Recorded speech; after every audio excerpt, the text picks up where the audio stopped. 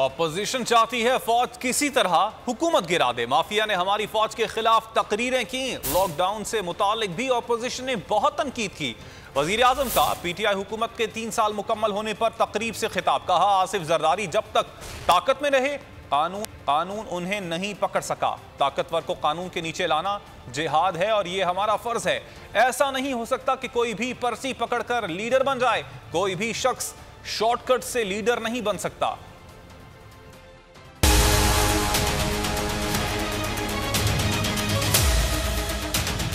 बड़ी हमारी ऑपोजिशन के मेंबर्स ने तनकीद की। फौज के पीछे इसलिए पड़े हैं कि आप चाह रहे हैं कि किसी तरह फौज गवर्नमेंट को गिरा दें।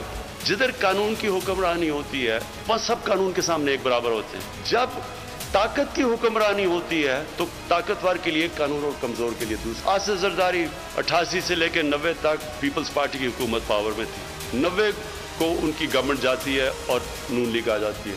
Asif Zardari prime minister house से सीधा जेल में चले जाते हैं करप्शन पे। 93 के अंदर नून लीग की हुकूमत चली जाती है, पीपल्स पार्टी वापस आ जाती है। आसिफ जरदारी सीधी जेल से उठ के प्राइम मिनिस्टर हाउस। 96 में फिर पीपल्स पार्टी हुकूमत जाती है, वो फिर प्राइम मिनिस्टर हाउस से सीधा जेल। इसका मतलब क्या कि जब वो ताकत में हैं तो पाकिस्तान का कानून उनको नहीं पकड़ सकता। वो सिर्फ जब ऑपोजिशन में जाते थे तो कानून पकड़ता है। लेकिन मुल्क जो तबाह होता है जब उसके ताकतवर, उसके प्राइम मिनिस्टर, वजीर जब वो चोरी शुरू करते हैं। गरीब मुल्कों से, डेवलपिंग वर्ल्ड से 1000 अरब डॉलर चोरी होके जाता है अमीर मुल्कों में और ऑफशोर अकाउंट्स में और मेफेयर की तरह फ्लैट्स में। नामुमकिन है कि कोई उठ के एकदम सीधा एक पर्ची पकड़ के और लीडर बन जाए। ऐसे नहीं हो सकता।